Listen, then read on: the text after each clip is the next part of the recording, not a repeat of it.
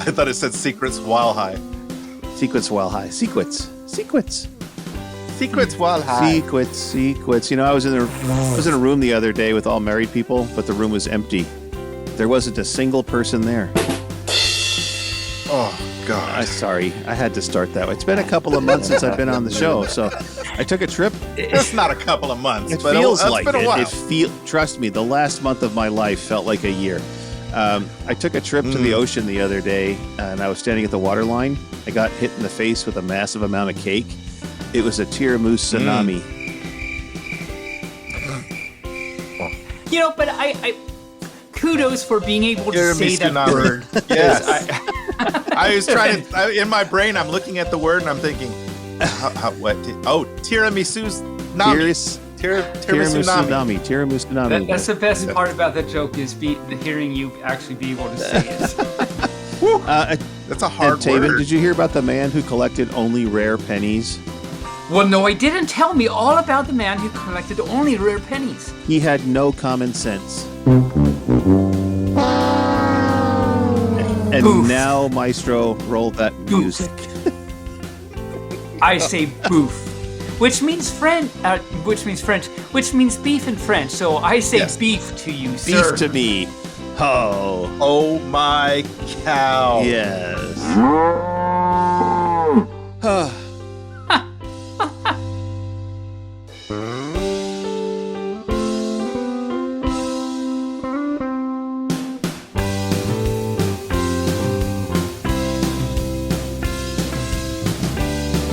Well, hello, greetings, salutations, and Mubark Fluff to all the creatures in the Podiverse, coming to you through the miracle of digital audio. I am Barely Normal, and you are listening to Barely Furcasting featuring Taebyn. You all know Taebyn, that gray, blue, teal, purple ball of furtacular energy. Well, here he is. How the fluff are you, Taebyn? Oh my cow! I'm excited about the pretty little chart you put in the notes about. So all you furs, you can't see this, of course. Ooh! Make sure you put it on the website. I will. But if you go to the website, Barely found this nice little chart of Taebyn's colors. It's a little pie graph that has my colors and like the percentages of teal and purple and gray, and it's very cool. And white. And white. You've got white on your muzz, right. too. And, you know, yes, it's all about, as you're going to point out, I thought I would stay with a mathematical type theme today. And so you'll be discussing that later. We will be. Okay, now I've made a connection, so I'll remember to go back and let all you furs know in a little bit this connection to which Barely speaks. Yes. And once again with us is that furtacular raccoon, Rayne. How the fluff are you, Rayne? I am doing okay. It's been a busy day, but I'm doing all right. That's good. And I want to thank both of you for carrying the torch the last 2 episodes as I was dealing with the death of my father, which was complicated, to say the least. But he is done suffering now, which is a blessing. And so I can get back to my regularly scheduled life, since my last 3 years have been usurped by that. It was very difficult coming back to regular lifestyle. Oh, I mean, you can't be even acclimated yet. I mean, there's no.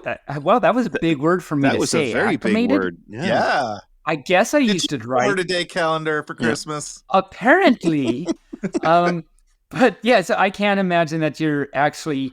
It's still, I imagine, going to take a week or two for you to like realize what 3 years ago life looks like. Yeah, I'm sure you're waiting for a call from the home to tell you your dad fell again. Yes, waiting for that. Yeah, because I can tell you almost every time I've been over to Barely's house, that has been like a common reoccurrence. It's just like, oh, I just got a call from the home. Dad fell again, you know.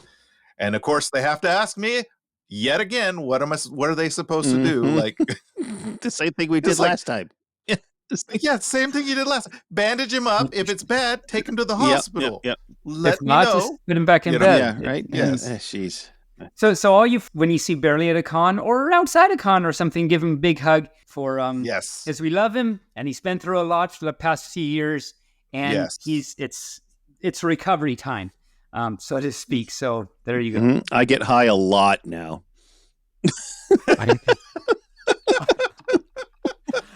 You have a lot of furs come up and greet Yes, They get highs. I get a lot of highs. Yes. A lot of highs. Nice.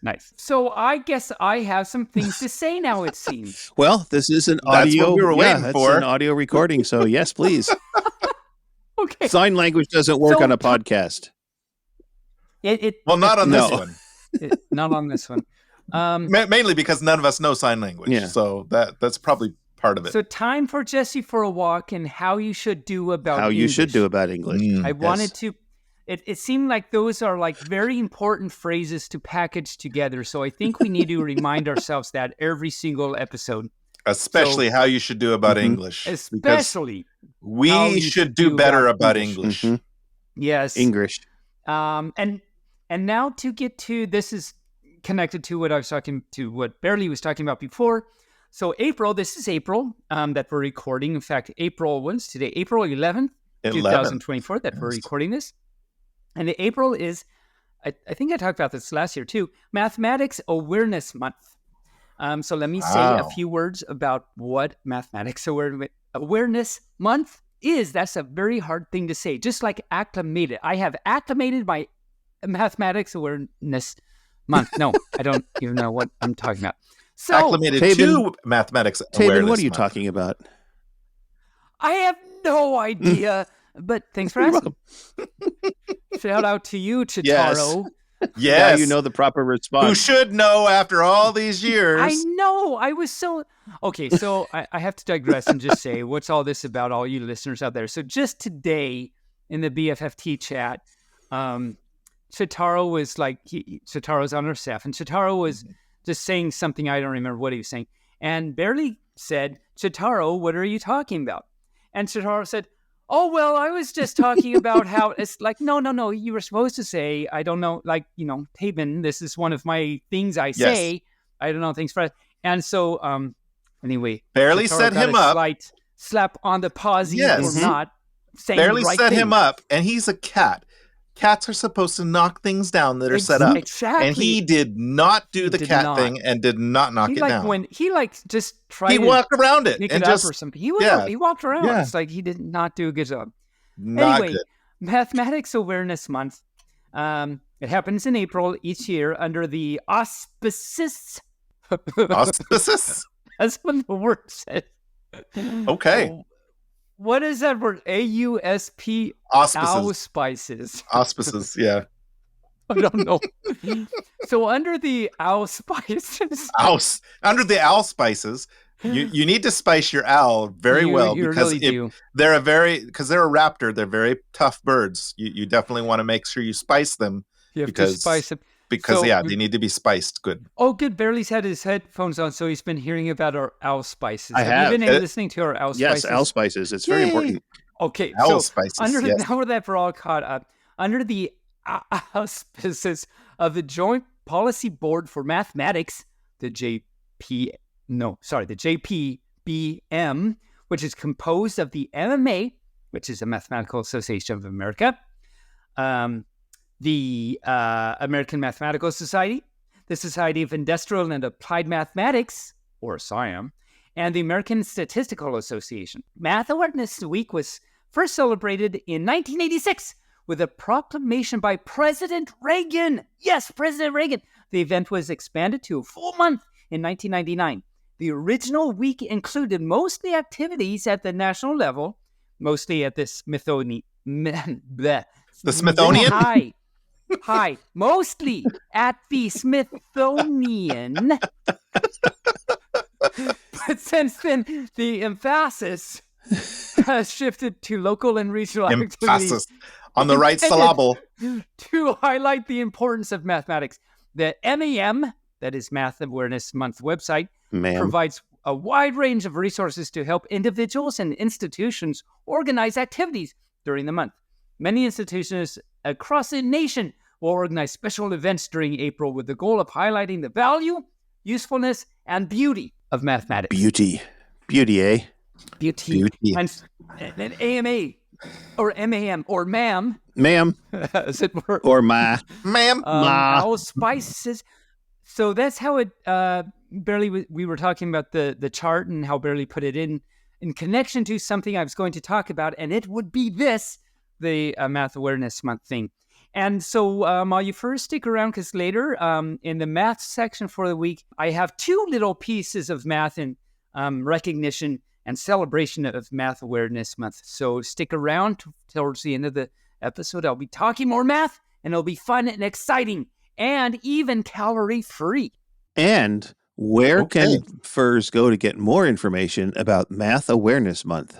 And what's the theme for this year? Well, I am so glad you both asked that, because I apparently didn't. Yes, so more information on Math Awareness Month can be found at the new Math Awareness Month website, which is www.mathaware.org. That's METHAWARE.org.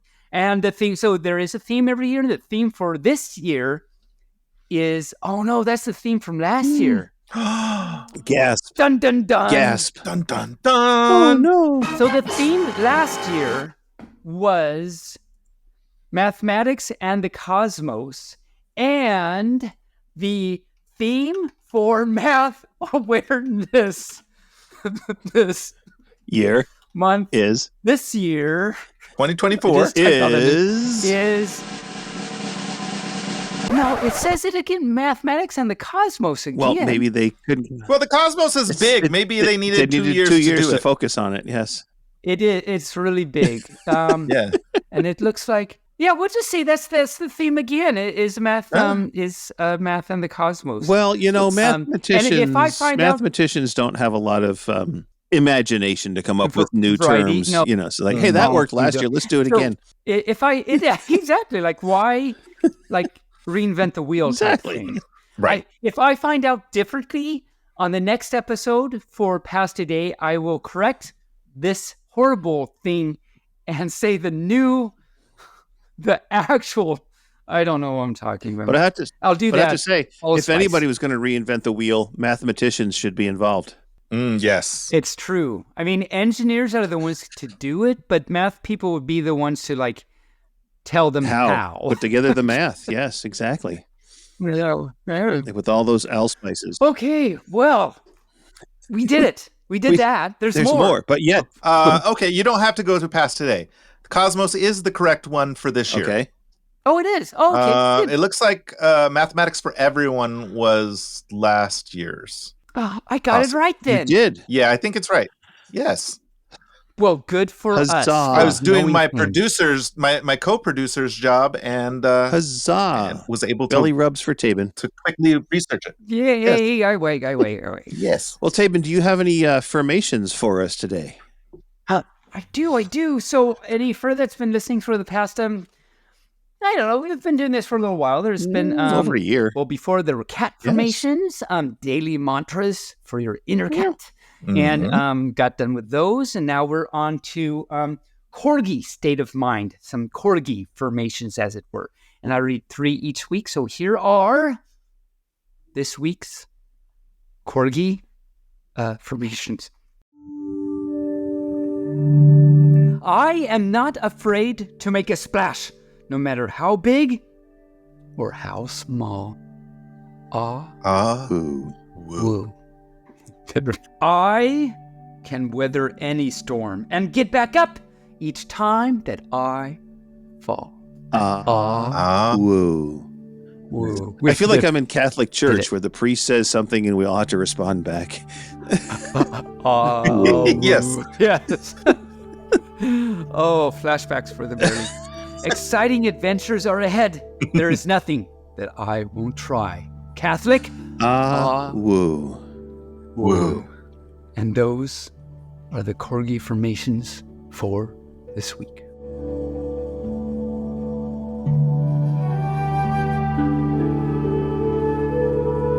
Okay, well, that takes us up to the past today, and I want to share with you two.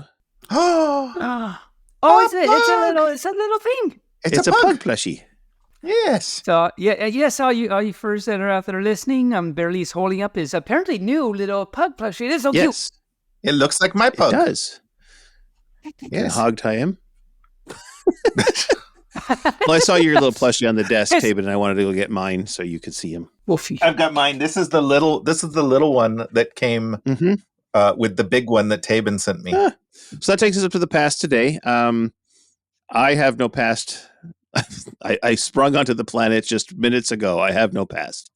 So no past for today or yesterday. Not even minutes. Nope. How about you two? Anything? Bueller? No, I'm glad you're back. Thank you very much. I appreciate it. It's been an interesting couple of weeks. Actually, almost a month now. Yeah. Taebyn, how about you? I am in the same boat. Oh, good. There is nothing to report. Deliver upon the past of which the today is now. Okay. All right. English is hard to. What was the thing? What you should do about English. But yes, how that you is should exactly do about how I English. should Yes. do about English. How you should do about English. Yes, I'm sorry. I messed up. Okay, well, media then.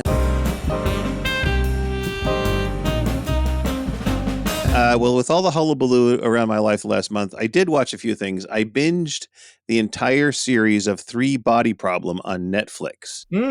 I've been wondering about that. I see the ads, but how is that? It's an amazing story, an amazing show. I've already started rewatching it with my husband. Oh, so apparently the Chinese version was very good too. But of course, it's in Chinese, so it's very hard to follow if you're not Chinese. Right. And you don't like reading subtitles. Right, and there is subtitles in this one, so because they do speak Chinese in parts of it. But my question to you, Taebyn, is: do you know what a 3-body problem is? Okay. Well, see, I know my dad used to say that his Barracuda was really nice because it had a 2-body trunk. That's a different kind of body problem. Yes. Okay. So, but it's physics and mathematics, and basically what it is a celestial body, such as a planet, which rotates around a single star, has a stable orbit and stuff. Really? A 3-body problem is impossible to predict the travelings of a planet that's caught in the gravitational pull of 3 stars. So a tri-star system will always cause the planet to be chaotic because while it circles one star, everything's nice and fine, but then it can get pulled to the gravity of the other one, and it'll go around and get pulled back and forth. Yeah. And it can get cast out into space. And it makes the Triforce. Yes. Dun, dun, dun, dun. But that's what the 3-body problem is. And then I know this is wrong in the notes, so I didn't know how to spell it, but they keep talking about Occam's. They keep talking about Arkham's razor because they're all British in the show, and it sounds like they're saying Arkham's razor, and I'm like, I know what they're talking about, but OCCAMS. Yes, but I just wanted to make a note. I doubt it has anything to do with Arkham Asylum. Yes, and shaving, and the Joker, or Riddler, or any of those people, or Bambi. Or I don't think Bambi is in Arkham. I think Bambi is in Blackgate because Arkham is too tame for Bambi. As Bambi is, there is. Blackgate is where you send all the really bad people in. Gotham. Wow, there's a worse place than wow. Okay. Yes, Blackgate is a high security prison. Arkham is a high security asylum. I see. All right then. I'm reminded of the South Park episode. Was it Woodland Critter Christmas? Yes. Yes. Anyway, I'm just reminded of that because of Bambi. Yes. The going to the yeah. Bring about Satan. I also finished Deep Space Nine again. I don't think I ever finished the last season before, because I think when they got to the goofy shows about mid-season in the last season, I kind of went, no, this is stupid, and I turned it off. But I actually passed through those this time and watched it to the end. And other than the 4 goofy episodes in the middle of their series, the last 3 it's a good series, but last season has too many goofy episodes. I don't remember that. I'll have to watch that season again. Oh yeah, they're like almost smack dab in the middle. They are, and it's just like, what were they thinking? I don't understand. I mean, they had this whole. They needed to fill in some episodes because they had a certain number they were getting to, and they didn't know what to do to connect. I mean, it was just like, okay, so then they had a story arc with a self-aware hologram program who's a lounge singer in 1960s Las Vegas. Well, that makes sense. But I mean, they did 2 whole Nick Fontaine. but they Played by James But they Darren. did 2 whole episodes that surrounded that. Only that. Yes. Nothing else in the big main story arc, but this whole holograph thing. It just broke off into I'm like, what? So I'm thinking, okay, this is the... Well, I mean, as much as I love James Darren singing, there's only so much that you can do with that in Star Trek Deep Space Nine. Yeah. Before it's like, okay, let's get back to the spacey stuff. I don't want to see, James Darren playing to a room of whatever, a crowd of Star Trek characters. Yeah. And then that's pretty much it. Been watching the Great North cartoon and a little bit of catching up on Bob's Burgers and Family Guy, but that's about it. How about you, Mr. Rayne? How about you? I have been playing some Beat Saber, and I've been watching YouTube and editing. What have you been playing on Beat Saber? I played Technologic last night, and it kicked my butt. So I'm slowly stepping it up. But I played one of the other songs too. I can't remember from which pack. Did you know they have a Queen pack? I did know they have the Queen pack. Yes, that's my next purchase. Oh, have you done any? They have like Freddie Mercury in the background, and they do some good stuff. I really want to get that pack. That's my next one that I'm going to purchase. Oh yeah. Do that. Did you know that there's like a Zen mode thing, and the Zen mode I saw that. I haven't, but it like takes 100 points off of your score. So it's more for because there's no blocks or anything. It's just for like watching the. Because I didn't get to see like with the Daft Punk ones. Because you see both their heads in the corner, but you're so focused on what's coming down the road. Exactly. That you don't see what they're doing. Up for just a second to see what you get smashed by blocks. Yeah. So do Zen mode. And so like do Bohemian Rhapsody. Well, easy's probably fine too. But if nothing else, do Zen mode and just watch it. And it's pretty cool. What platform is this on? It's on Quest. It's also on PC VR. It's on... I think it's on PlayStation... Well, no, I don't think it's on PlayStation VR because Meta bought Beat Saber out. So I think it's only on PC VR through the Oculus Store and Quest. So educate me on the game. You have to play the instrument. It's amazing. 2 lightsabers in your hands. So a red one, or a blue one and a red one. And then there's blocks coming at you that are colored blue or red or whatever colors the lightsabers happen to be, because sometimes they change the colors of them just to kind of match the music. But usually they're blue and red. And so you have blue and red blocks coming at you. And the blocks all have arrows on them that show the direction that you're supposed to slice the blocks in half with the sabers. The blocks come based on the beat of the music. So faster paced songs, more blocks come at you faster. Okay. And then sometimes the blocks will rotate on you, like at the last second, and you've got to change your attack angle. It's basically lightsabers and beating up blocks to music. But there's different like difficulty for each song. There's different difficulty levels. You can start on easy, and then it's pretty easy, easy. but then it goes up to then there's normal, then there's hard, then expert, and then expert plus. And these days, I can usually beat I don't know about usually. I usually start out trying a song out on expert actually, and I can usually, well, not as I say, not usually, but a lot of times I can do that. I have not beat a single song on expert plus. I have beat. There have been some songs that I've gone to expert plus, and I slowed down to 50% speed, and still, even at that, just barely beat the level. And so one of the other things that happens too is sometimes. Mines will get attached to the blocks. So you have to be real careful about how you slice the blocks and you don't hit the mines. Because if you hit the mines, they explode, which takes points off. All right, then. And it takes life off, too. Wow. So your life goes away. But you don't have like any of those on easy mode. So any further... No, that is not true. That is not true. Easy mode has some in certain songs. Yes. But so in general, you don't have... So any further that hasn't played this yet, wants to try it, you don't have to be scared of all these mines and stuff, because even if the mines are in an easy mode, it's like it's very they're usually on blocks that are sliced horizontally, so you don't have to worry about they're not even necessarily attached to the blocks, they're just out there, and you don't have to worry about sometimes it. Somewhere the song I did last night on easy was the song I did last night on easy had mines attached to like 4 blocks on the way through the song. So that was it. Well, on the other paw, I forget what song it is, but on some song on some difficulty level, like at one point there's not even any blocks, but it's like a grid of like a big wall of mines, and there's only little like hole you have to crouch down. Yeah, you have to actually duck, and so there's also walls that will come at you, and like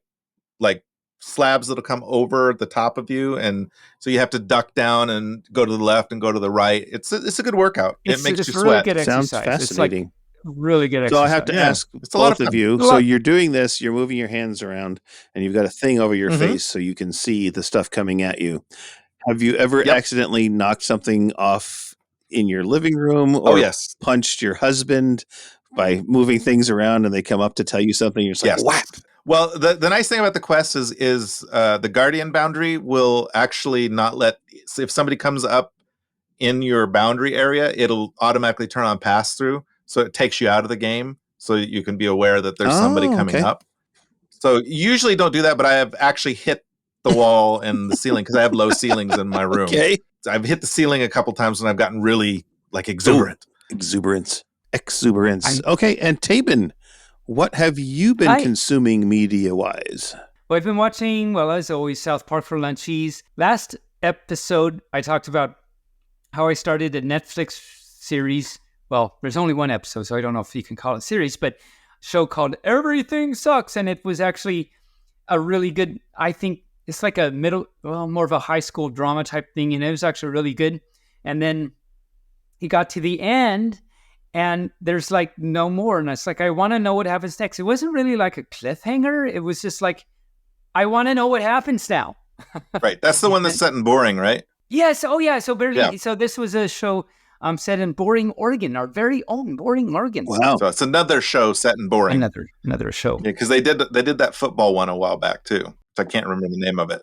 So we finished that. We're watching the next season of Working Moms. Actually, we're almost finished with this season. It's really good. So Working Moms is, some of those earlier seasons it started out good. You might or might not remember me talking about this before, but it starts out good. Then there was like a season that it wasn't so good. But this season we've been watching, it's like really good. So any further that's to watch Working Moms and are in the spot where it's like, it's not so good anymore, keep watching, because like it does get better. And then just yesterday for Lunchy, actually I started, I've seen it before a million times, but started rewatching the classic, The Naked Gun with Leslie Nielsen. Oh, wow. Such a classic. Oh my cow. Yes. Wait, you started that, but you haven't finished Lower Decks yet. I know. I wondered if you'd noticed. Well, I did. But The Naked Gun is a movie, right? Yes. No. Well, Naked Gun's a movie, yes, but Police Squad, you want to go back and watch Police Squad. Is the spin-off of the movie. Is the series. No. The Police Squad, the other way around it. Series that the movie spun off of. And in fact, lots of things in Naked Gun, like a lot of their jokes, I recognize from Police Squad episodes. Okay. Yeah, the opening to Police Squad is hilarious. I love the opening with the siren. It's so they put a siren at the front of the camera, right in front of the lens, and the camera's on a dolly, and it's just like going through the streets, and then it goes. That's the Naked Gun. That's also the Naked Gun. Basically the same one for the Naked Gun. Yeah, but yeah, it's hilarious. Of course, the love it. Naked Gun one has Eva. Maybe it's Police Squad. One of them has Eva Gabor slapping the police siren. I think that was one of the Naked Guns. Yeah, then one of the Naked Guns. Yeah, I think the second one. Anyway, so I've been watching that, and I've been playing Bloons Monkeys Goes Pop, Hearthstone a little bit, Beat Saber. Obviously, been doing that a bunch. And Roll Match, and a new game that I started playing just yesterday. I got on VR. It's called Humanity. And have either of you seen or played the old PC game Lemmings? Oh, yeah. No. Yeah. I used to like Lemmings. I knew that's what it was. Oh, come on, Barely. You haven't played Lemmings? No. Oh, my God. That's such a classic. You can find it there's browser versions. Just do a search for Lemmings and like get a copy of it or play the online version of it. It's really fun. So any and Barely that doesn't know. So Lemmings is this game where there's all these lemmings and they're like walking along and they're just lemmings. They're just walking along and they'll fall off a cliff. Oh, there's a cliff. So what you have to do is you have to build a bridge for them, or you have to dig a hole for them, or things like that. So it's a strategy puzzle game, but it's kind of fun. Now, this humanity reminds me of Lemmings in that, so it's VR, right? So, and you've got like, well, the very first scene is, it says, I woke up this morning and realized I turned into a dog. So you're this dog that, I mean, it's a third person thing. So you see this dog, which is you. But what you do is the lemmings things, but instead of lemmings, you've got all these people. So you're like a border collie, basically, that is trying to herd all these the people around, because they just start falling off the cliff. I mean, they're stupid. So the goal of Lemmings is to save as many lemmings as you can. And same in this. So you want to save as many humans as you can. And what they're doing is there's this light, this vertical light, and you have to get them into the light, and then they ascend up and everything. But so the controls are it's a little bit of a learning curve to figure out how to use the controls and everything. So while I was doing that, you've got a ton of people. They're not single file. You've just got a ton of people, and they're falling off this ledge into the clouds. And while I'm trying to figure out these controls, all these people keep falling off, and they just keep. It's just kind of fun. And what's really cute, Taebyn killed a whole small town. I did, but they kept coming. And what's really cute is the doggy. So in order to make the humans change path, you have to make a little arrow thing appear, and it tells them which way to go. Now, to do that, the doggy has to speak. And so when you make the doggy speak, it sits down and goes bark. And it's really, really adorable and cute. Bark. Yeah, that's what it does. And it's so cute. And there's a free trial. So for any further wants to try this, it's called Humanity. And there's a free trial, which you can do and just try it out and see how it goes. All right, then. And so that's all I've been. Anyway, sorry. Long story short, too late. That is what I have been meeting this week. Right. These last few weeks. I have to say, I know the name of the game is Bloons, but I tried to look it up, and all I could think of was Monkeys Go Pop. So that's what I typed in. Monkeys Go Pop. That's what I typed in, and it doesn't come up. I won't find it. No. And then it finally dawned on me, that's not the name of it. That's what Taebyn calls it. That's Taebyn doing a Taebyn thing. So you can find Bloons on Steam and on Google Play Store, and I think it's also on Apple Play, but I don't know if they've gotten Bloons 6 yet. I think I know they had Bloons 5 on Apple. I think so. I'll have to look up. But they're basically still the same game. Bloons 6 just has different power characters than Bloons 5. Well, and they're upgrading at different maps. Bloons 6 all the time. So it's power. I would just get it on Steam and play it on your on your desktop, because it's really fun on a big screen. Yeah, if Steam worked well on a Mac, I would do that. I think this game it probably would. You've talked about that before. Yes, I can only play limited games on Steam. That's anyway, right. Not a big deal. Well, it's a pretty limited game. It's not highly graphical intensive or anything, so it should probably work on Mac. And a good reason why you can only play limited amount of games on Steam is because they keep just evaporating away. I just did that, all you furs out there. It was really stupid, and I just did a really stupid thing. Much like my clock. Anyway, yes. I'll get to that later. I have a joke about that later. Okay, so that gets us to the furry news.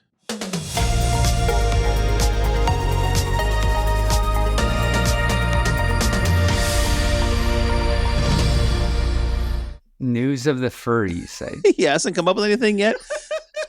It's been a whole month and he hasn't come up with anything. Okay. No. I echoed his voice on the first one, but it still didn't really hit. Okay. All right. Well, we'll have to come up with. We need to do something. We'll have to come up with something creative. Yes. Our first story is about the Michigan or the Motor City Furry Convention in Ypsilanti. They had another bomb threat this year. The threat.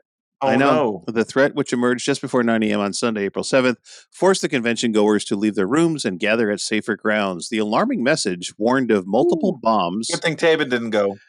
I know. Well, of course, if Taebyn had... Because you'd never get him out of bed that early. Well, I mean, if I said, Taebyn, there's a bomb in the hotel, I think he would probably get up fast enough.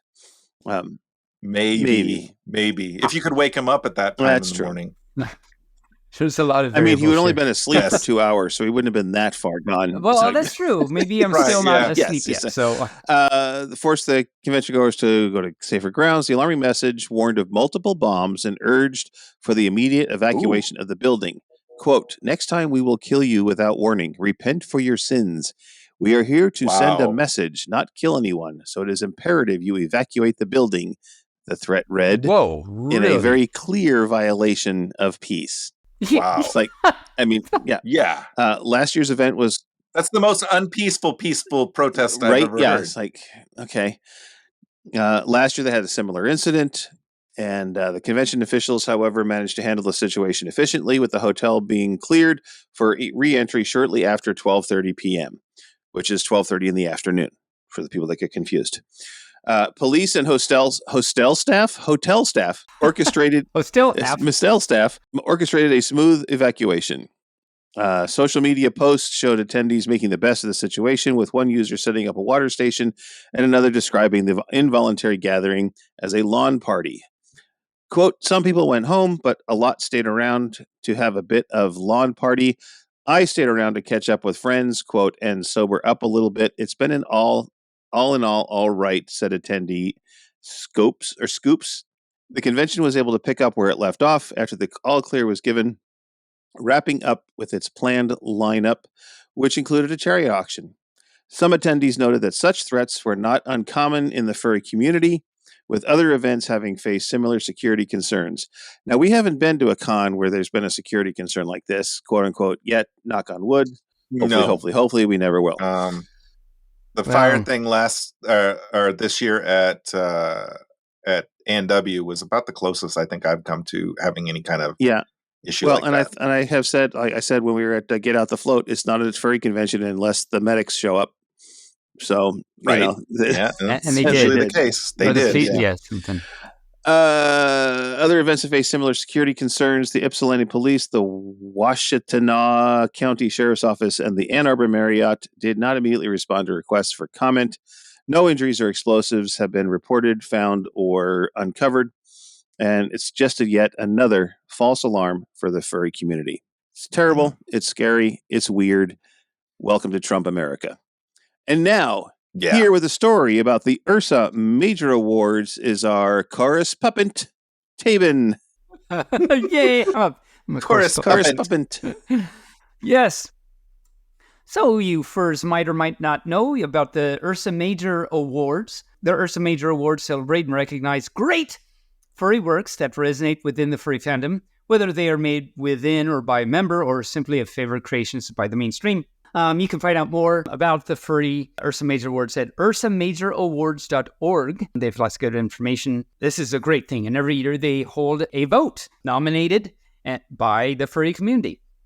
Now, the last day to vote for the Ursa Major Awards this year was March 24th, and the winners were announced recently at Golden State FurCon, which was on April 7th, which is just a few days ago of this recording. And they had 14 categories. 14 categories! If you go to the website, you can see all those that won, the top 5. And this is a really great place to go if you're looking for furry novels, furry music, furry things, just anything furry in whatever category you can imagine. This is the best of the best for the current year. So this is a great place to go if you're looking for new stuff. So there's 14 categories, as I said, but I thought I would highlight just a few, just to give you an idea of some of the categories out there and things that people might be interested in. They had a Best Fursuit category this year, and that was won by Forlorn Raven. The Lemon Brat was the maker, and the owner is Forlorn Raven. And it's a really good suit. If you go to the Ursa Major, and you can click on the link, and it'll take you to a page where you can see the fursuit and everything. It's a really great suit. So the best game, the winner of the best game is Laika, Laika, Aged Through Blood is what it's called. Nothing to do with me. I did dun, indeed, yes. So let me just tell you a little synopsis about what this game is about. It is a Western-inspired Metroidvania. I'm not sure what that is, but there it is. It's set in a post-apocalyptic wasteland. It is the story about a tribe oppressed by occupant forces. Occupant, even, forces. Not personal forces. Story They don't look at you, no. Not occupant. No. Definitely not occupant, it turns out. occupant forces and the personal story of a mother coyote warrior who descends on an endless path of vengeance to take back what her people lost. So it sounds actually pretty cool. I think I'll check this out. So you see what I mean, you first about if you're looking for some new game or some book or something, go to Ursa Major website and you can see what a lot of people are liking these days. So let's see, what else do I have here? I also thought I'd mention the best comic strip turned out to be Foxes in Love by Tove Hartinen. I think a lot of us know about Foxes in Love. I love Foxes in Love. Yes. Very adorable, cute little feel-good, meme-ish little online comic strip. So did you hear the story about from Get Out the Float? The AV crew, one of them had the green fox up on their console. And I asked, well, where's Blue Fox? And he says, well, my partner has Blue Fox. When we're together, the foxes are together. When we're apart, we take each other's fox with us so that we're always together. That's cute. So cute and sweet. Well, they're furries. So, I mean, yeah. And Foxes in Love is a very furry cartoon. It is. It really, which is why it's here. So a lot of us furs out there like novels and reading and stuff. The best anthropomorphic novel this year turned out to be something called Wolf of Weathervale by Joaquin Baldwin. So let me say the synopsis of this tale, pun intended, of course. Of course. And then this is a quote about it is an ambitious, sweeping saga, as epic as it is queer. Thought that was a fun. I like it already. Like it already. So Lago was only a child when the shapeshifter entrusted the wolf-like mask to his care, an artifact so powerful that it could come to shape the entire world of Nos. N-O-S-S. Apparently, that's the world that we're living in. Now that he is coming of age, Lago, actually, Lago is becoming ever more fearful of the ominous Herelic's influence of the Empire, who has scented its trail and is coming after him. Dun, dun, dun. So guess what? This was actually recommended to me by Amazon. Really? This book, yes. So I was like, wait a minute, this sounds very familiar. So now I'm going to have to read it. And apparently Amazon knew what it was talking. Yeah, so as soon as you said about the wolf mask, I was like, oh, I've heard the synopsis for this before because Amazon recommended it to me for Kindle. So thank you, Amazon. I'm going to download it. Yeah. Yeah. Amazon knows I'm a gay furry. They send me all kinds of gay furry stuff. Oh, yeah. Send it to the trash panda. That's right. Yes. And the last category I would mention is Best Anthropomorphic Motion Picture. We all like watching movies and everything. Is Nimona, Nimona, directed by Eric Bruno and Troy Quinn, if any knows who they are, but there it is. And this is actually available on Netflix, too. So what's this about? This is about a night framed for a tragic crime that teams with a scrappy, shape-shifting teen to prove his innocence. But what if she's the monster that he's sworn to destroy? Another dun, dun, dun. Sounds pretty interesting. I might have to check that out. So anyway, this was the Ursa Major Awards this year. Very cool stuff out there. So all you first go to the website, check it out. You can also see, of course, all the previous winners ever since, I think it's 1999 or something. It's been around for a long time. So check it out and support the fandom and the community with and Wolf of Weathervale is available on Amazon. And there you go. And you have all sorts of access. No fur has any reason not to access the stuff that is the things. So there you go. Access the stuff that is the things. Yeah. I mean, one of the great things about the internet, I think, is that, it allows people to access the stuff that is the things. Well, it allows authors to self-publish, and they don't have to have a big publishing company behind them. And so, a lot of these great stories that for so long have been, kind of trapped because people didn't feel like they could go to a book publisher with it are now available. I have seen, over the last 3 or 4 years, so many, male-to-male romance, furry romance, all of that stuff cropping up on Amazon, which, is great because I have Kindle and I just download the books for free, and it's great. So super happy that now, we're getting all these stories that before you had to either go to a con and buy a, buy a small. Yeah, you actually had to go somewhere to. Yeah, it's nice now that it's more available to everybody. Well, that takes us up to upcoming events. Upcoming events. Yes, indeed. May 3rd through the 5th in New Brunswick, New Jersey, which I know where that is because I grew up not too far from there, is the Garden State. Oh. No, you don't say. With that accent, you grew up in New Jersey? I grew up in New Jersey, yes. I took the dog for a walk. I wrote with chalk on the chalkboard. I had a cup of coffee when I was thirsty. Coffee. When you have a cold, you get a cough and the sniffles. Yeah. That's what Do you get a crick or a creek, or how does New Jerseyans do crick? We don't. It's a pain in the neck. Yeah. I had never heard the term crick in your neck until I moved out to the West Coast. Yeah, it's kind of a so I think it's kind of a West Coast. I got a pain in my neck, which was another thing. I don't want you being a pain in my neck, which you don't use out here. You don't say, I don't want you to be a crick in my neck. You still say, I don't want you to be a pain in my neck or a pain in the ass. Yes. Or a pain in the ass, yeah. Never paint your ass. He doesn't like being blue or green. He prefers to be brown and furry. He likes his fur the way it is. Yeah. Exactly. Yes. It's true. Also, the weekend of May 9th through the 12th in Atlanta, Georgia is Furry Week in Atlanta, FWA. Zodiacon is going to happen May 15th through the 19th in Brado, Czech Republic. That's so much better than I could ever pronounce that. I don't know if it was right, but it sounded good. How many other places have 4 consonants and a vowel as the name? SRDCE. Yeah, well, and then the first word has 4 vowels and 1 I know, consonant. they mix them up. It's an anagram. And an accent. Yeah. Mm-hmm. Mark. And an accent over the A. Yes, over the second A. And there's an accent over the I for the harni. Anyway. Horny. Okay, so now, the next one is even worse. Fur Pile 2024 comes up on May 17th through the 19th.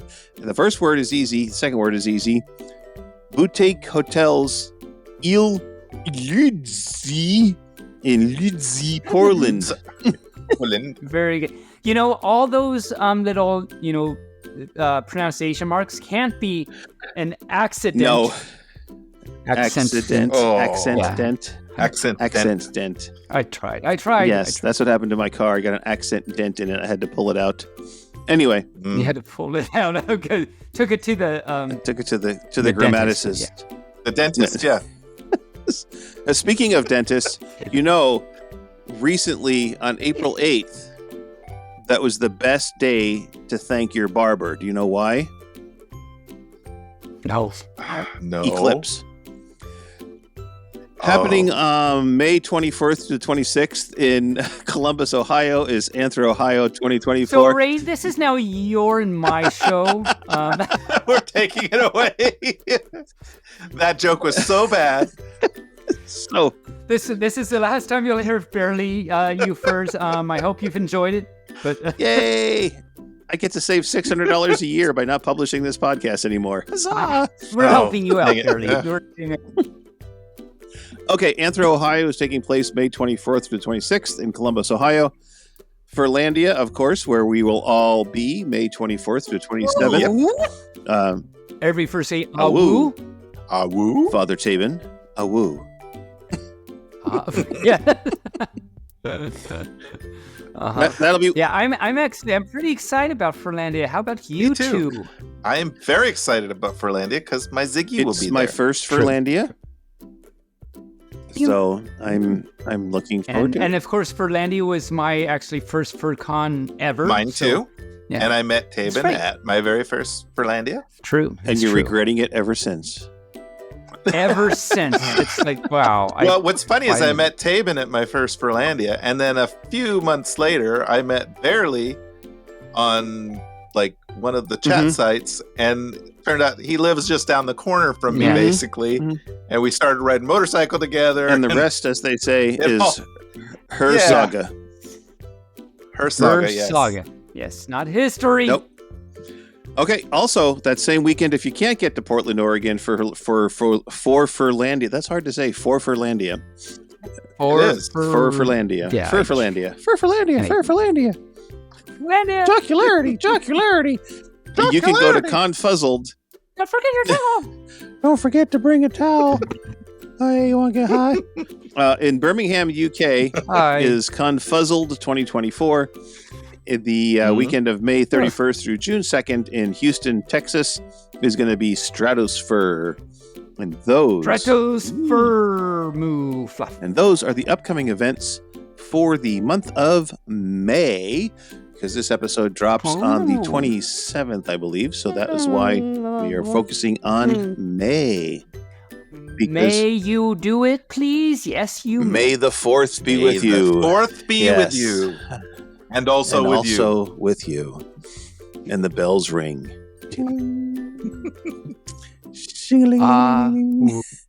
That's what's gonna. When I finally set up the furry church, that's gonna, instead of amen, it's gonna be woo. Woo. Yes. And all the children said woo. Yeah, this stuff I wag. I love that. Oh, I like it. It would take some work, but we should totally put together a furry church service as a panel somewhere. There you go. Yeah. There you go.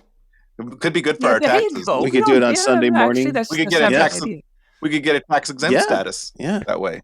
Churches are tax exempt. There you go. Woo indeed. Woo.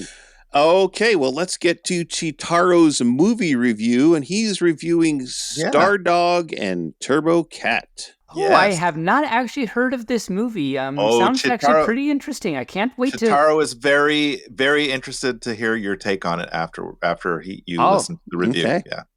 I will make sure to listen to the review and watch the movie. I'm excited to hear about it. Cheetaro, tell us all about it.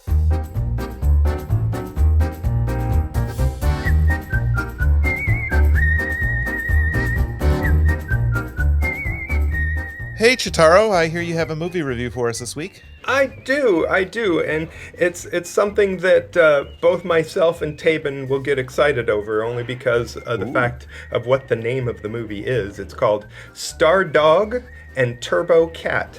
Oh my. Yeah, see... That does sound like a movie made for you two. Yeah, well, see, Taebyn is the star dog because he's the star, so to speak, and I'm the turbo cat because I'm a cheetah and I'm fast, see, so... Definitely. Yeah, absolutely. This is actually a movie that's streaming on Hulu for all those furs out there that want to go out and watch this movie. It's from 2019.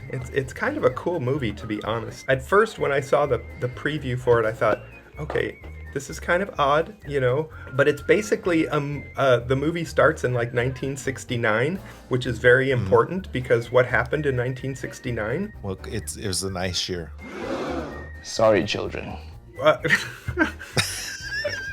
True, but no, I'm talking about the moon landing, of course. So that's the other thing. Aside from the fact that it was a nice year. Yes.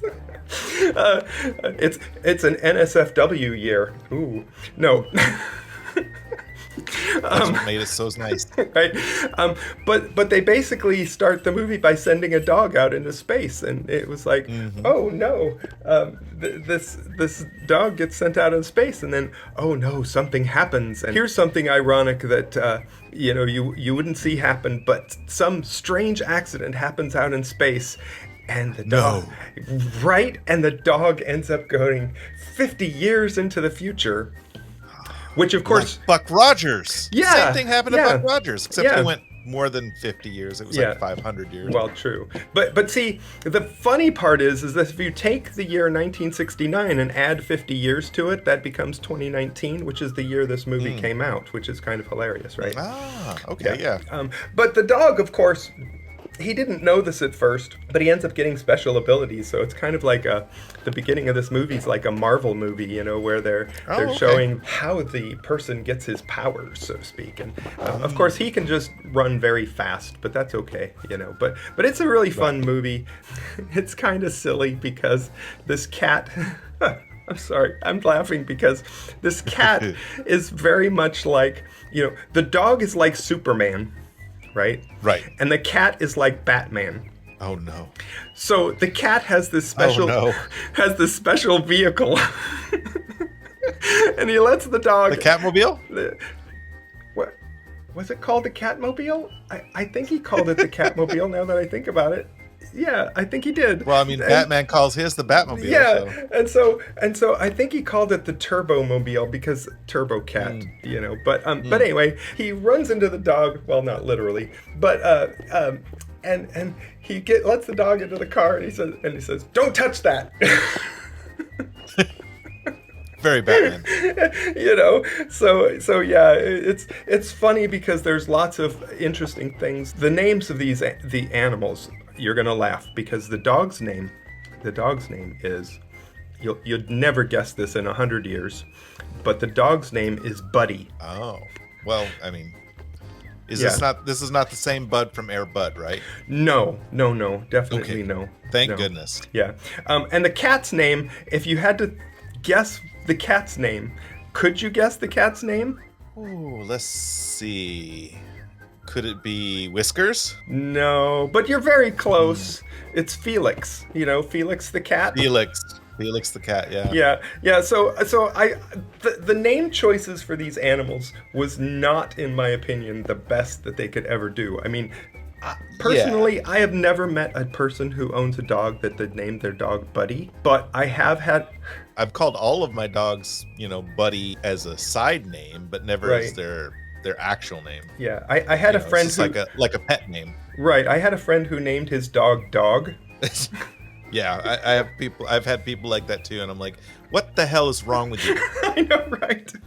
Yeah, let's just call you Person. See how you like it. Right. Oh, but yeah, this movie was awesome. You know, I mean, it entertained me. I mean, I can't give it really high marks because there was a couple of things that was kind of weird that happened. So my chirpiness is at a 3. Oh, okay. Well, I mean, that's still not bad. That's watchable in my opinion. Yeah, absolutely. And it is worth a watch because, you know, I mean, how often do you get to see Superman and Batman in dog and cat form? Well, I mean, there's Crypto and that's true. I forgot Bruce's dog's name. Oh yeah. Bruce has a dog as well. Yeah. Yeah, I think I can't remember his name. That was in the movie the Super Pets or something like that. Yeah. You know, I mean, superheroes need animals in their life too, right? Right. I mean, you got to have something to come home to. Absolutely. And most of these superheroes are lonely individuals that don't have relationships, see, so they need to have Ace an animal is the dog's name. Ace, yes. Yes, Ace was Bruce's dog. Yeah, well, it would. I wonder if that means that if Green Lantern had a dog, if they name him Green or something like that. You know, I don't know because I don't know if that would work in the Green Lantern Corps because just the sheer amount of different aliens that are in there. Right. There has to be some that are canine based. True. I would think that probably they would not look kindly on like a Green Lantern with a pet dog. Yeah. Yeah, that would seem a little right. demeaning if you were from a canine-based race, you know. I mean, I do know that there's been movies that I've watched of aliens that think that we're enslaving animals on the planet Earth and calling them our pets. Yeah. So well, I mean, in some instances we kind of are.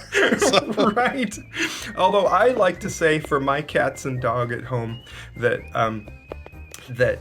well, I'm not talking about pets. I'm talking them, about like lab animals and stuff like that. Oh, I think, you know, that's a different story. That's right a different story. Yeah. I don't think having pets is ever really an enslavement if you're taking good care of your pets.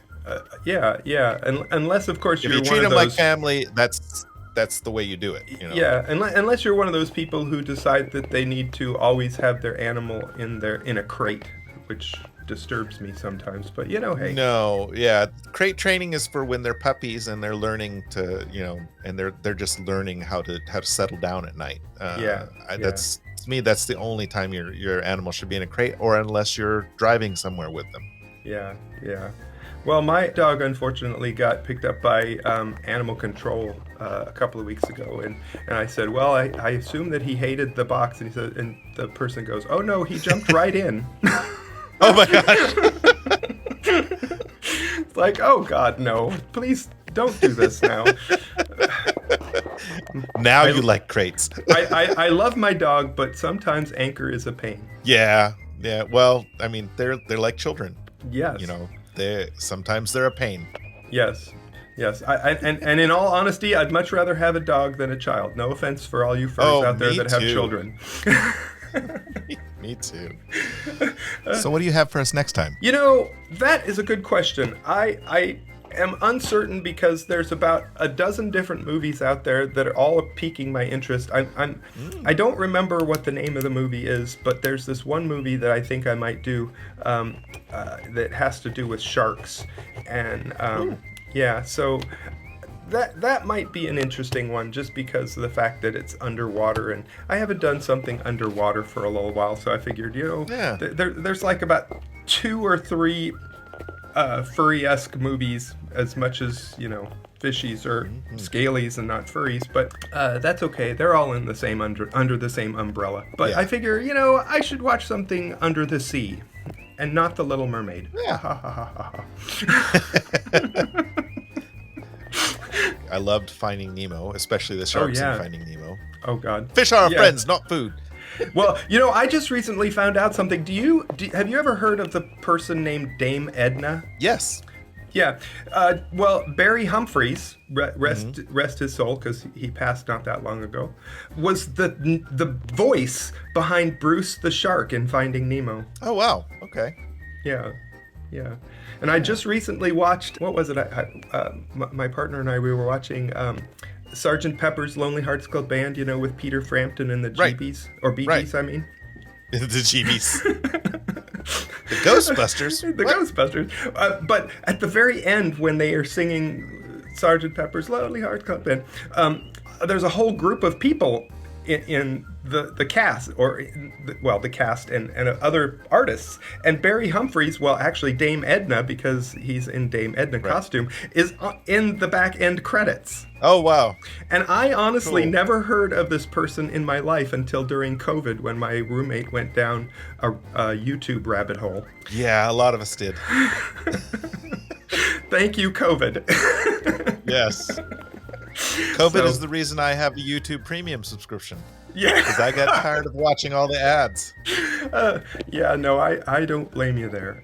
I mean, as much as I grew up as a child in the 70s watching all those ads that are memorable, you know. Yeah, but they were better back then. They were. They were a lot more fun. Right? I mean, my mother always joked with me when I was a kid, because whenever she said, you need to go upstairs and brush your teeth, and then she'd start doing this, brush, use Ipana toothpaste. I'm going, what is that from, Mother? And she says, it's from a commercial from when I was a kid. Oh my gosh. And the funny part was, I thought she made this up, but she says it's this little squirrel that's like brushing your teeth. And if you watch the movie Grease, the original one with John Travolta, that commercial is in there. Oh, wow. In the scene when Sandra Dee is at the house, they're having a slumber party. They're playing it on TV. Oh, wow. So that was rather funny, but commercials, who knew? Yeah. So, but anyway, I know that I don't want to delay the show too much, so I will turn the reins over back to you. So, okay.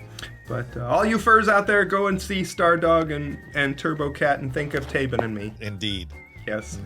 Maybe somebody will draw you and Taebyn as Stardog and Turbo Cat.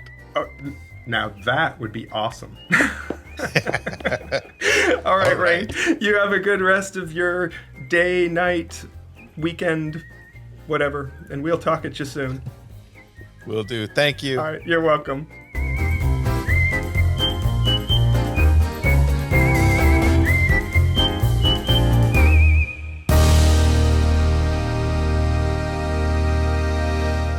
All right. Well, that was an interesting review, and hopefully every fur that's watched it agrees with his assessment of that show. Taebyn, it is Math Awareness Month, as you said. It is. And I would like to point out that I made a joke earlier about the 3 body problem, and there was something about, I posted in the chat today, I posted a picture of my weather clock, and the weather clock has the temperature for Monday. The low is going to be negative 197, and the high is going to be 1,803 degrees.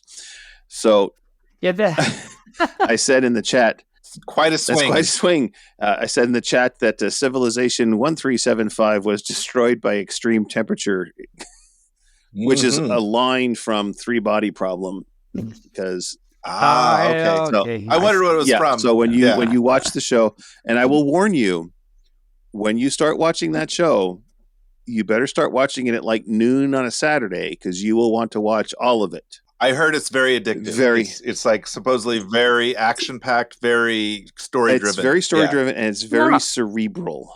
I'm pointing at my temples. Thinking. Yes.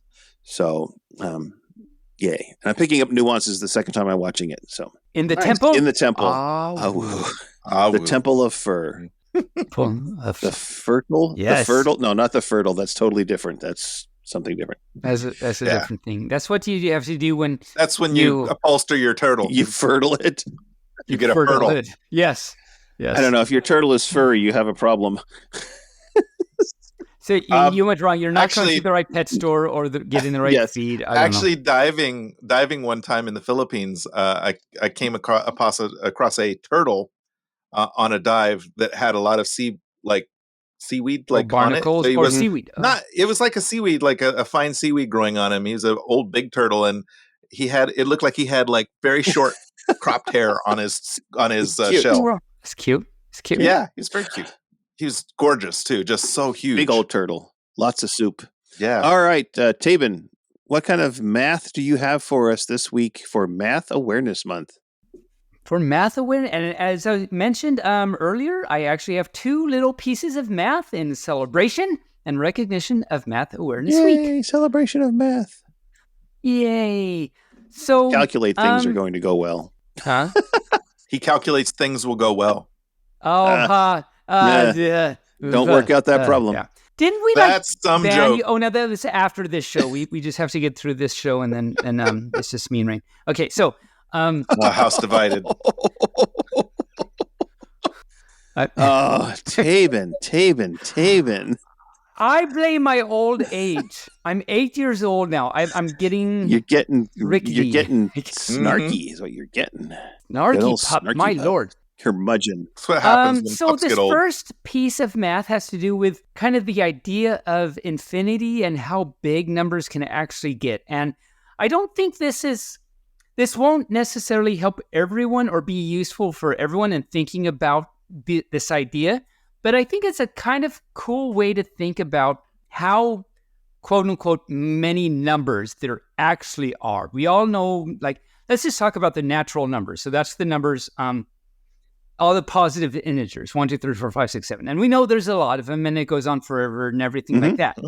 But here's kind of an interesting way, I think, to think about this. So if you could take the largest number that you could write down, if you had an entire day to write it on a piece of paper that was miles long. So you had all day, you just wrote down this huge number. This is like, say 9th to the 9th power, to the 9th power, to the 9th power, to the 9th power. Just do that all day long. And if you know about powers, that they grow like big. They go big really fast.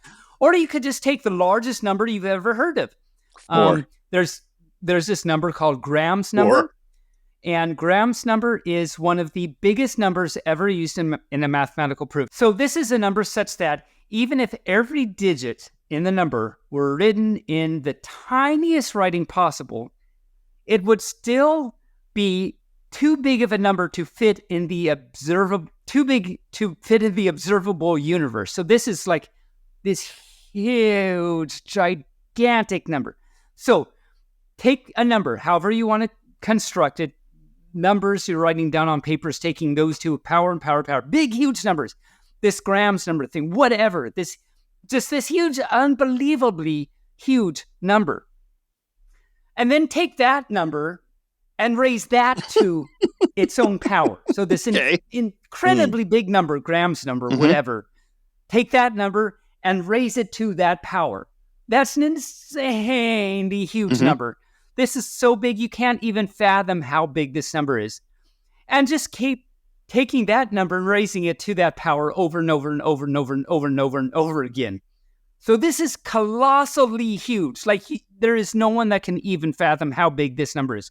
Okay, so this number, this colossally huge number, we'll call it M for monstrosity of a number. This huge number. Now, we ask a question.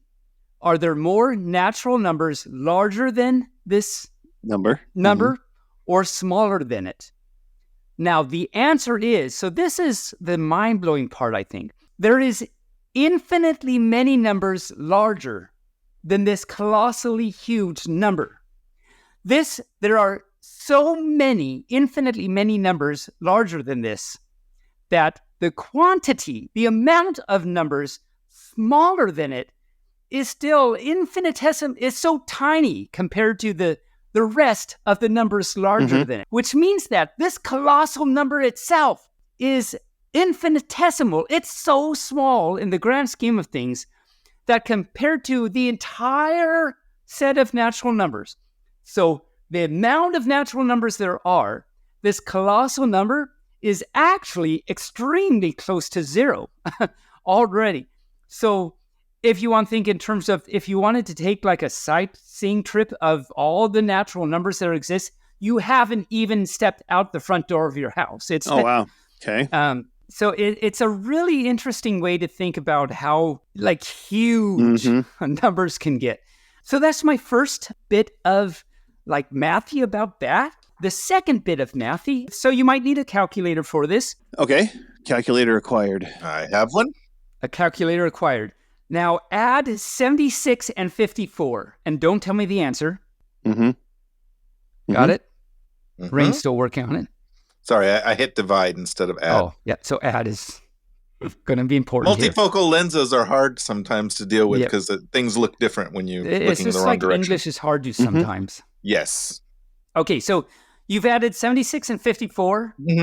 Yep. And with the magic of my puppy mind, I think that you got 130. Well, yeah, but that's just basic arithmetic. That's And so now take 156 and multiply it by 643. 156 multiply it by what? 643. 43. Okay. Okay. Now, again, with the magic of my puppy mind, I think that you are now looking at the number 100,308. Yes. Yep.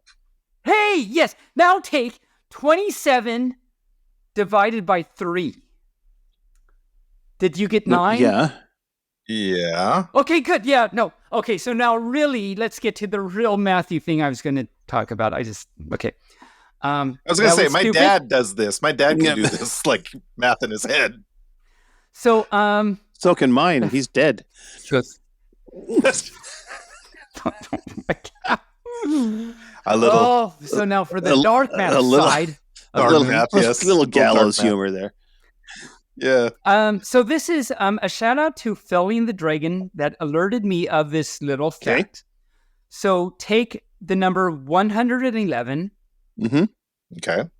And divide it by, so quantity 1 plus 1 plus 1. So basically you're taking 111 divided by 3. Yeah.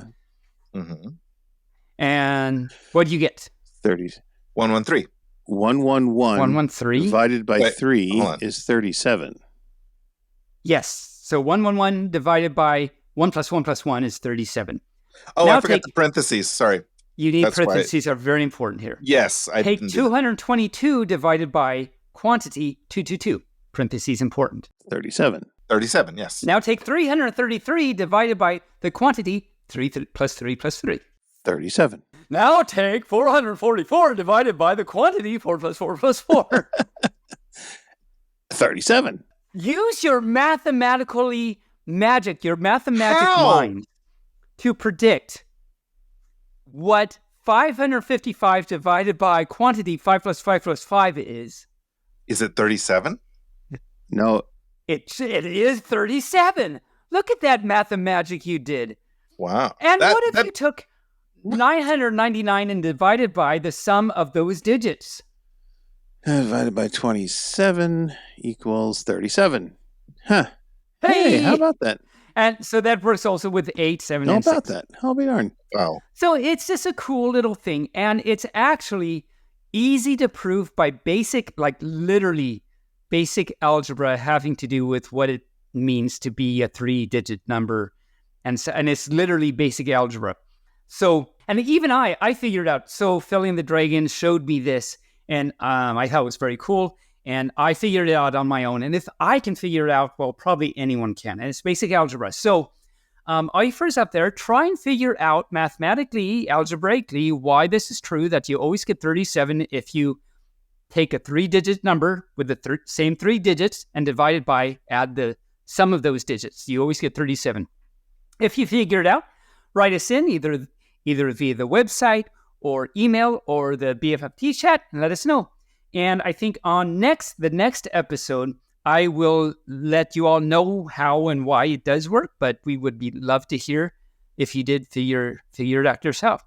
Yeah, anyway, it's I thought those were two really cool, interesting little mathy things, mind-blowing things, as it were, to talk about in recognition and appreciation of Math Awareness Month.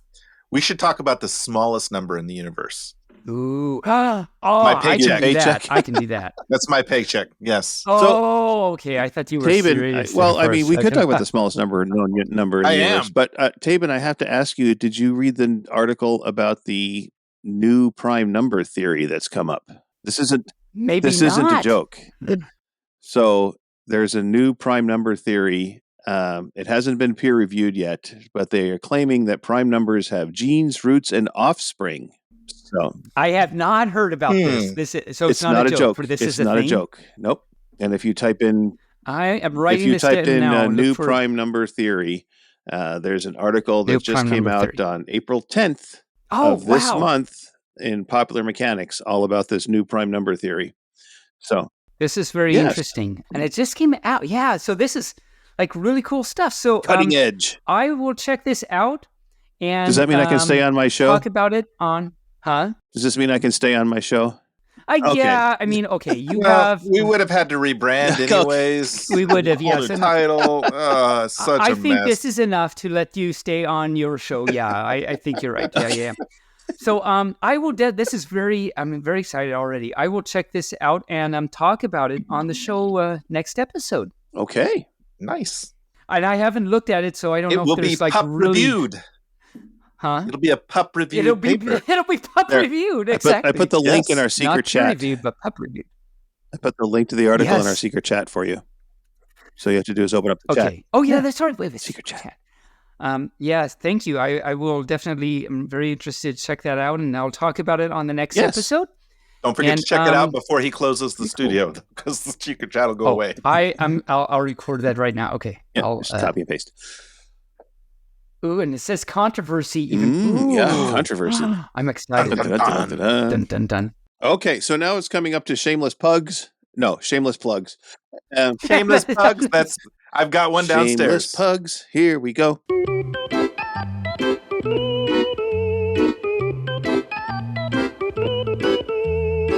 So, Rayne, what have you got coming up? What's your plugs? Plug. My plugs are, 3Do Who, the monthly Doctor Who podcast, where we discuss all things Doctor Who with you, me, and my friend James from England. Comes out the last day of every month. Friday night rack tracks, music streams most Friday nights from 6 to 8 p.m. Pacific on twitch.tv/Rayne Raccoon. You can check out my Blue Sky at djrayneraccoon.bsky.social for announcements and changes to schedule for rack tracks. And that's pretty much it for me. All right. Myself, I've just got my other two podcasts, Royal Kindness. Anything kind of. Royal Highness and Off Leash. And just work. So. Well, isn't there a type of bud called Kind? A bud called Kind? No, isn't there a type of marijuana called Kind? I'm sure there's a marijuana called everything. Yeah. I mean, so it could be Royal Kindness. I mean, when my sister was here, she bought some bud that was called Screaming Eagle, and it just kicked her ass. Ooh. So it's just, she took a little bit. And then she got the one called Everything. Yeah. Taebyn, how about you? What are your shameless pugs? Actually, first I want to know, so Barely, how are your other podcasts doing these days? Oh, they're doing fine. Royal Highness has a small following, a small but loyal following of about 5 listeners. Loyal is good. Loyal is good. Yep. The 3 of them are the 3 hosts. Oh. Okay, good. 3 of the listeners to this podcast are the three people on the podcast right now. Yep. Off Leash is doing great. We're up to 2,500 downloads a month for Off Leash. Wow. Yeah. So there are a lot of pups out there. It's poised to advance past downloads from Off Leash, even though from BFFT, even though BFFT has 210 episodes. 210 episodes. We have 210 episodes of this show. Most over an hour long. Most over an hour long. So, wow. And then, but Off Leash is poised to leapfrog our downloads probably by the end of, I'd say, August. So, wow. It's insane. Good show. So, tell all our listeners that may not know, what is this amazingly popular podcast all It's about? all about human puppy play and consensual sexual kinks. And we'll just leave it at that for this PG-13 show. Yep. Yes.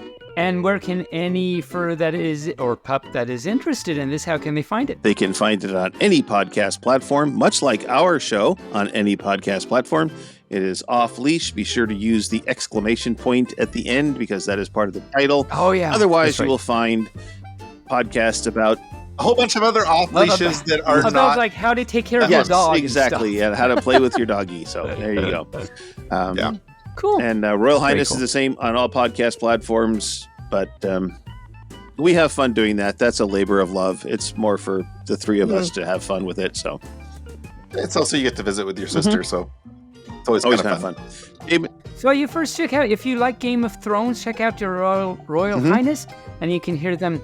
His sister and others talk about and haven't seen the show before in an alternate state of mind. So check it out. The premise is they get high, they watch Game of Thrones, they've never watched it before, and then we talk about it while they're still high.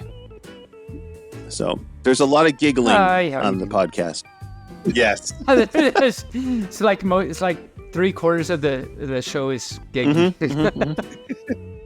The other quarter is crunching of chips and cookies. So, Taebyn, how about you? It's great for those that like Asmer. Hi. Yes, so my shameless plugs. I have merch on Fourth Wall. That's Taebyn-Shop. Taebyn is how you spell my name for any further that doesn't know. Taebyn-Shop.fourthwall.com. Right now, I have a t-shirt with a very cute drawing by our very own Tater. It's a very nice t-shirt. And there's a mug, coffee/tea mug, that has the same insignia on it. And I have some stickers, not of that picture, but of other things. So now there's more to come. I just started this thing, so I have other ideas, and I'll put more things on there. I'm very happy to know that I have sold 3 things to 3 different people, or not, I guess 4 things to 3 different people. So that's very exciting. So all you first check it out and see if there's anything you might like. What else? Let's see. I have a YouTube channel. That's Taebyn Pup, and it has lots of types of videos on it. There's what is it? There's product reviews. Like, can you wear things as a hat? It's very important to know if you can wear things like a flashlight as a hat. Cooking. If you don't know how to make ice, make sure to check out my ice video, and toast and all kinds of great things. There's drumming, there's dances, there's story time. If you've ever been to my story time at a con, I have a whole bunch of those on there. What else? There's like music and stuff. There's just like a whole bunch of stuff. Crispy Chicken Saga. There's Crispy Chicken Saga. So if any fur out there knows about Crispy Chicken, there's Chicky Crispin episode 1, 2, and 3. The newest one is Crispy Ascension. Chicky Crispin? You said Chicky Crispin. You can watch Chris or whatever. Crispy Chicken. You can see that. Like, you can't see that anywhere else. You can't even hear that anywhere else except on this show right here. So check out Crispy Chicken. And the newest one is called Crispy Ascension. and it's very, very, very good. It's actually a lot of people I've talked to, it's their favorite one of the three, so make sure to check that out. It's my favorite. And make sure to watch the previous two, the original and Crispy Dreamin' is the second one in the saga. Very important. See, cause I'll be at this year, I'll be at Furlandia and Denver, and I'll be doing my story time with Taebyn, and Taebyn sings Weird Al at both of those. It's a lot of fun. Every fur that ever comes to those has a good time. So come join the fun if you're going to be at those cons. And those are my shameless puppy plugs for the week.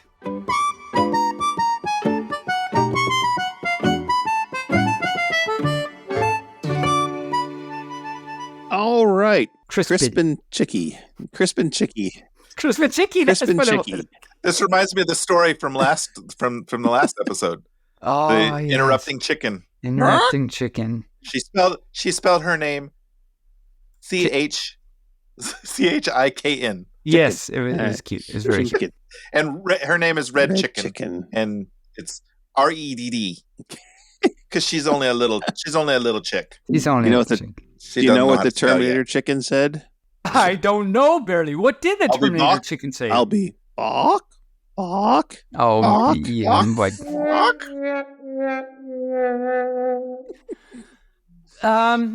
I almost banned you from your podcast again, but I'm going to be nice and allow you to continue. Thank you very much. Well, if you've watched Seth Green's Robot Chicken, there is a Terminator chicken. That's true.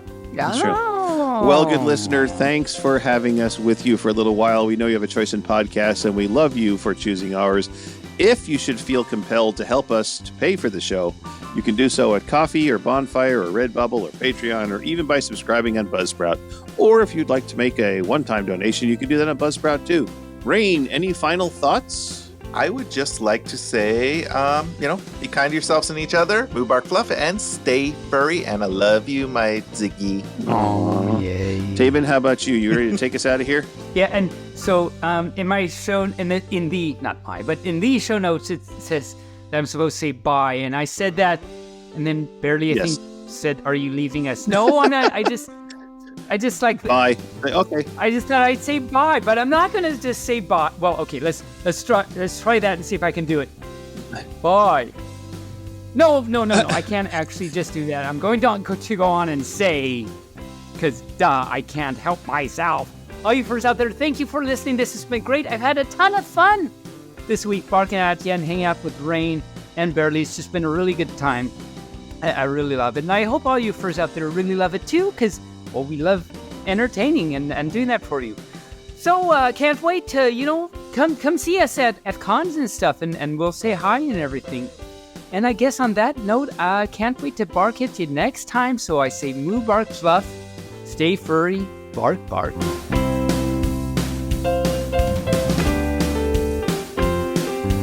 Barely Furcasting is an Injured Nerve studio production and is found on all major podcast platforms or can be heard directly at barelyfurcasting.com.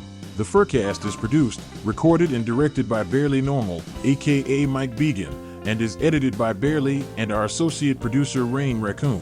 Opening and closing theme music, as well as some interstitial music, was created for Injured Nerves Productions for the use on the podcast by Reg Day with Damian Tanuki. If you would like to hear more music by Reg Day, you can search for Tweezer Beak on Bandcamp or Hoop Loop Tunes on SoundCloud. Other interstitial and background music through SilvermanSound.com, Gator Tots on SoundCloud.com, the YouTube Free Use Library, and Epidemic Sound. If you would like to send us a message, you can do so via email at barelyfurcasting@gmail.com or on our Telegram chat at the FFT chat, on Twitter, on our Facebook page, or on the barelyfurcasting.com webpage. You can help support the show through donations at coffee.com/barelyfurcasting or through Patreon at patreon.com/barelyfurcasting. Thanks for listening. We hope you come back and listen next week.